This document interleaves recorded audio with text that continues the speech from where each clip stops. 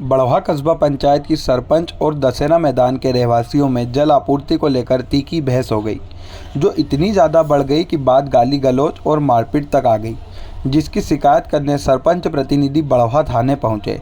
इसके बाद रहवासी भी महिलाओं सहित थाने पहुंच गए। पुलिस की समझाइश के बाद दोनों पक्ष समझौते करने को राजी हुए।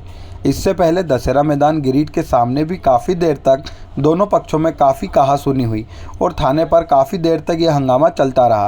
रहवासियों के अनुसार मोटर खराब होने की वजह से पिछले कुछ दिनों से जल आपूर्ति नहीं हो पा रही थी, जिसके चलते रहवासियों को काफ़ी परेशानियों का सामना करना पड़ रहा था, जिसकी शिकायत उन्होंने राह में रोककर सरपंच प्रतिनिधि राजेश पाटीदार को की और दोनों पक्षों में विवाद हो गया।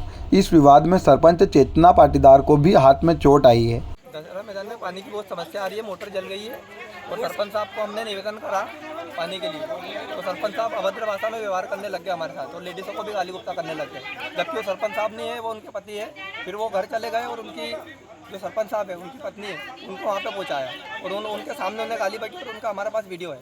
मोटर जल गई है और कम से कम 1 महीने से समस्या हो रही है और वो पानी दूसरे का मतलब एक का नल प्राइवेट लगा हुआ है। सरपंच साहब ने ये भी बोला कि अगर यहाँ से पानी बंद करवा दूंगा मैं, अगर तुमने ज़्यादा परेशान करा तो। 181 पे एक ने शिकायत करी है, तो उन्होंने ये भी धमकी दी है कि अगर तुमने शिकायत वापस नहीं दी तो आगे से तुम्हारे पंचायत में कोई काम नहीं होने दूंगा मैं।